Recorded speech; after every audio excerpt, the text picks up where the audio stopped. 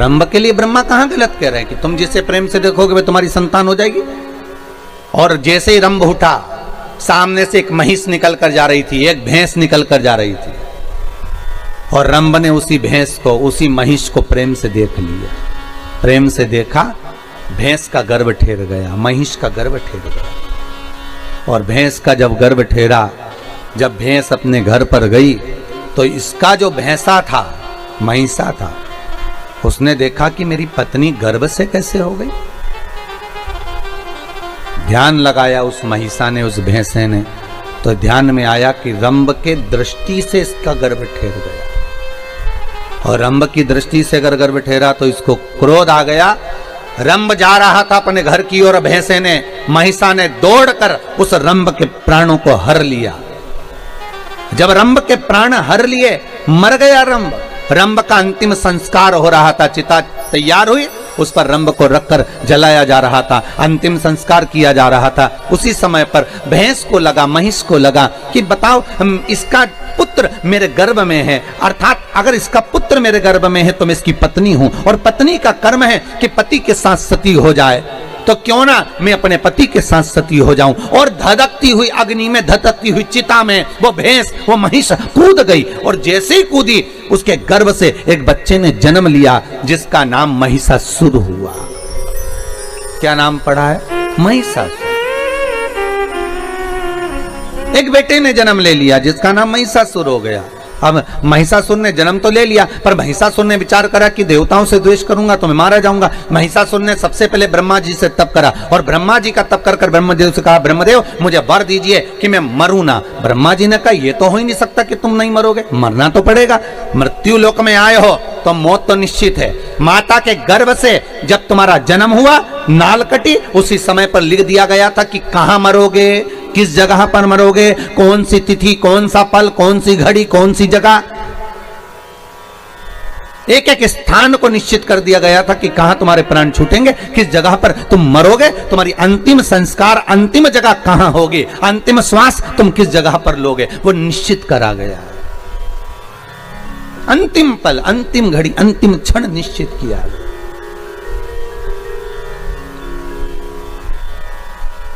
इसलिए शायद कबीरदास जी कहते हैं, गुरु की करनी गुरु भरेगा, चेला की करनी चेला उड़ जाएगा हंस अकेला। जिसके कर्म का भोग जिसको भोगना।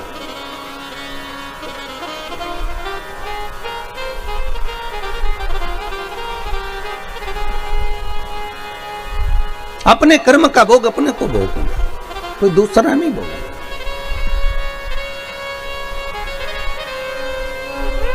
हम कई बार कहते हैं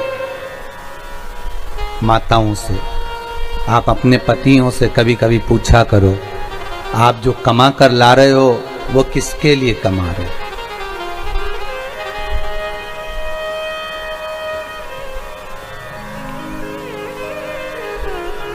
कभी कभी पूछ लिया करो, कुछ बिगड़ेगा नहीं। और पति बोले कि तुम्हारे लिए कमा रहे हैं, बच्चों के लिए कमा रहे हैं, तो पत्नी का फर्ज है कि पति से कह दे कि कमाओ, मना नहीं है, पर थोड़ा थोड़ा सत्कर्म भी करते जाओ। अभी इतनी भयंकर कोरोना महामारी चल रही है, कहीं बन सके तो थोड़ा पुण्यपन भी कर लें, थोड़ा सत्कर्म कर लें, थोड़ा धर्म कर लें। वावारी दुनिया मतलब की, दुनिया में किसी का कोई नहीं, सुख के साथी हजारों हैं, जब दुख पड़ा तब कोई नहीं। जब दुख की घड़ी आती है, सबसे पहले जो अपने होते हैं ना, वो छोड़कर भाग जाते हैं।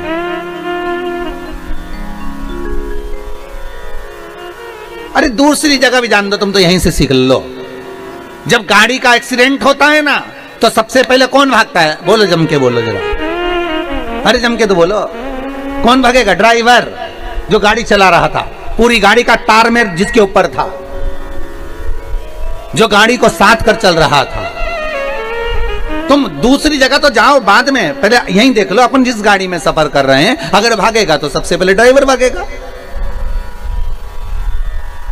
ट्रक का एक्सीडेंट होगा तो सबसे पहले ड्राइवर भागेगा, भले कंडक्टर जो बैठा है उसमें बेचारा, क्लीनर जो बैठा हो बेचारा वो भले मरे, परंतु वो तो बच गया। उसी तरह जब दुख की घड़ी रहती है, सुख की घड़ी में तो आपके दूसरे भी अपने हो जाते हैं। आप उनके पहचानते हो, हमारे काका जी का बुआ का लड़के का लड़का उन्हीं के यहाँ भी आया है। अगर पैसे वाला होगा तो ऐसे परिचय निकाला जाएगा, अगर धनपति होगा तो परिचय निकालने में देरी नहीं लगेगी, और कहीं का गरीब होगा तो कोई परिचय नहीं निकालेगा। अरे भैया कौन परिचय, तो यहाँ क्या उसके काका बुआ फूफा कोई नहीं थे, पर होंगे। पर सुख के समय पर सब साथ हैं, पर दुख के समय पर कोई साथ नहीं। और मेरा निवेदन रहा है, आज फिर कहता हूँ, उस दुख की घड़ी में हो चाहे सुख की घड़ी में हो, मेरा निवेदन है उस भोलेनाथ को भूलना मती। शंकर आएगा, तुम्हारा सारा कार्य कर कर वही जाएगा। माता के स्तनों में जब वो दूध दे सकता है पेट भरने के लिए, बच्चों के लिए, तो मरने के समय पर भी अगर कोई वचन निभाने वाला होगा तो वो परमात्मा ही होगा, दूसरा कोई नहीं आने वाला। आएगा तो वही आएगा, कोई दूसरा नहीं।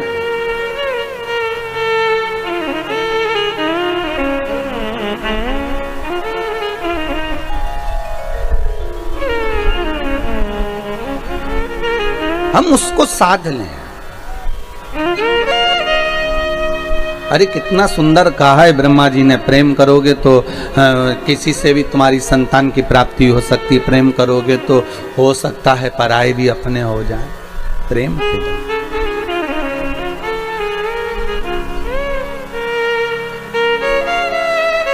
हो सकता है, प्रेम के बल पर। और जब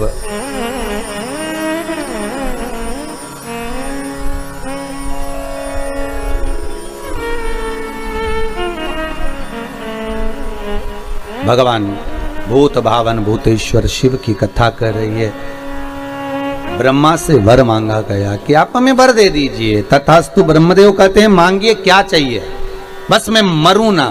तो ब्रह्मा जी कहे ये तो हो ही नहीं सकता, मृत्यु निश्चित है, वो मरना तो पड़ेगा, मृत्यु निश्चित है, पर भय खाकर मत मरना।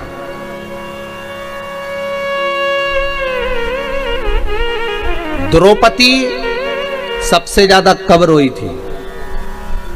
जिन्होंने भागवत सुनी हो तो उत्तर जरूर दीजिएगा। टीवी चैनल के माध्यम से जितने लोग आस्था टीवी पर कथा सुन रहे हैं उनसे भी निवेदन है, बोलो अपने मन से बोलो, उत्तर तो हम बता ही देंगे, पर आप थोड़ी सी देर के लिए सोचो कि द्रौपदी सबसे ज्यादा कब रोई थी? उसका चीर खिंचाया जब रोई थी क्या? वन में गई थी तब रोई थी क्या? सारे रिश्तेदारों के सामने वस्त्र खींचा गया तब रोई थी क्या? नहीं। द्रौपदी सबसे ज्यादा कब रोई थी? जब सोते हुए 5 पुत्रों का वध हो गया था। कब रोई? जब 5 पुत्र सोते हुए मर गए। तो युधिष्ठिर ने पूछा, द्रौपदी तू इतनी विद्वान नारी, तेरी विद्वत्ता के तो लोग बखान करते हैं, भजन करते हैं, तेरा स्मरण करते हैं, और तू अपने पुत्रों के मोह में रो रही है? पुत्रों के मोह में? द्रौपदी कहती है पुत्र मर गए उसका रोना नहीं आ रहा है, तो फिर रो क्यों रही है?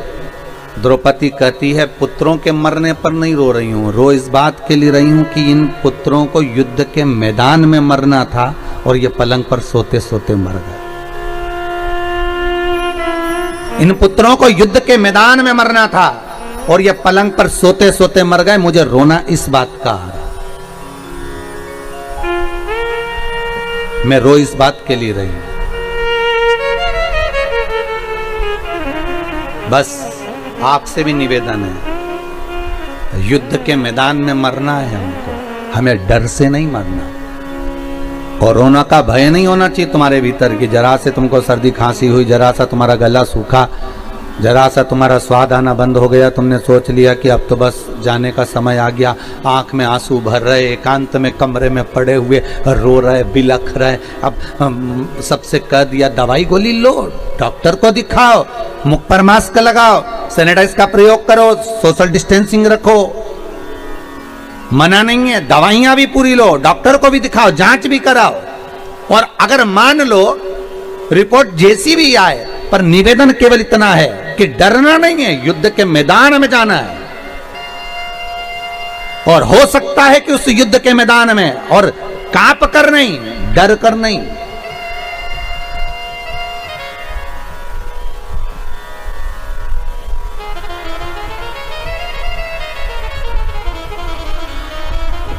भय से नहीं जाना। होगा वही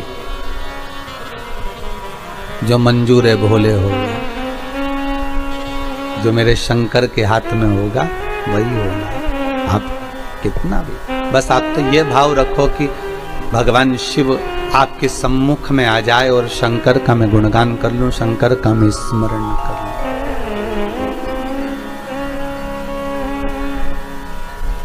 और कुछ नहीं।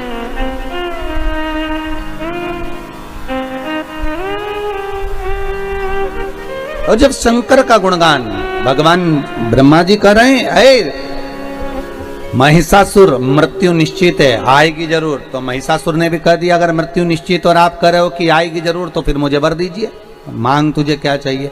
मरूं तो स्त्री के हाथ से मरूं, स्त्री के हाथ से। ब्रह्मा जी हंस दिए, मुस्कुरा दिए। जब कोई ऐसा वर मांगते हैं ना तो ब्रह्मा बड़े हंसते हैं। ब्रह्मा जी को हंसी इस बात की आती है कि 3 तरह से मरे हुए व्यक्ति को तो वैसे ही स्वर्ग नहीं है, ठीक है। एक पानी में डूब के मरा हुआ, एक सर्प का डसा हुआ, और एक स्त्री के हाथ से मरा हुआ। और ये वर क्या मांग रहा है कि स्त्री के हाथ से मर जाओ। तो ब्रह्मा तो वैसे ही खुश हो गए कि इनकी बुद्धि ना जाने कब फिर गई है। अगर मांगना ही था तो ये मांग सकते थे कि अगर मरूं तो भगवान शंकर का गुणगान करते करते मरूं, मैं भगवान का स्मरण करते करते मरूं, भगवान का भजन करते करते मरूं, भगवत नाम स्मरण करते हुए मरूं।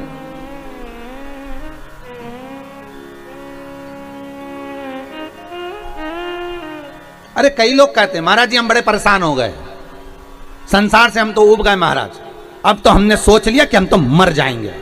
तो हम उनसे कहते मरो, पर थोड़ा सा फैशन चेंज करो।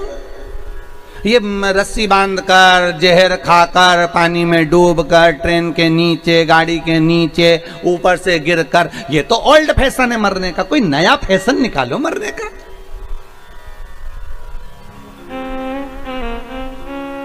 मरो मरो सब कोई कहे, मर के देखे कोई, मरो तो ऐसा मरो कि फिर संसार में जन्म ना होई। इसलिए अगर मरना ही है और तुमने प्लानिंग कर ली कि मुझे मरना है, मैं तो संसार से उब गया, मैं तो। और एक बात हमेशा याद रखो, नौकरी करने वाला व्यक्ति, ड्यूटी करने वाला व्यक्ति अगर अपनी ड्यूटी से मुंह चुरा कर भाग जाता है तो उसको दूसरे दिन ज्यादा ड्यूटी करना पड़ती है। उसी तरह तुम अगर संसार से ऊब कर, परेशान होकर मर भी जाओगे ना, तो तुम्हें वापिस जन्म लेके फिर ड्यूटी करना पड़ेगी, फिर भोगना पड़ेगा।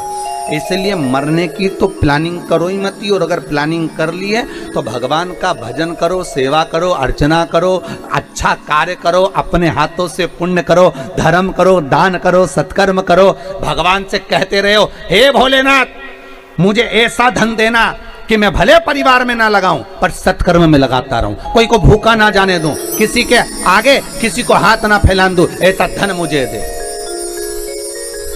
और फिर सेवा करते करते करते करते प्राणों को त्याग दो, तो मजा है कि हाँ प्राण त्यागे। फिर हम भले खिलवा देंगे कि हाँ इसने सुसाइड कर लिया है, फिर हम भले कह देंगे।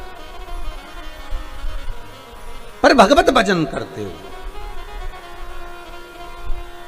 स्मरण करते हुए, तो कभी भी अपने माँ बाप से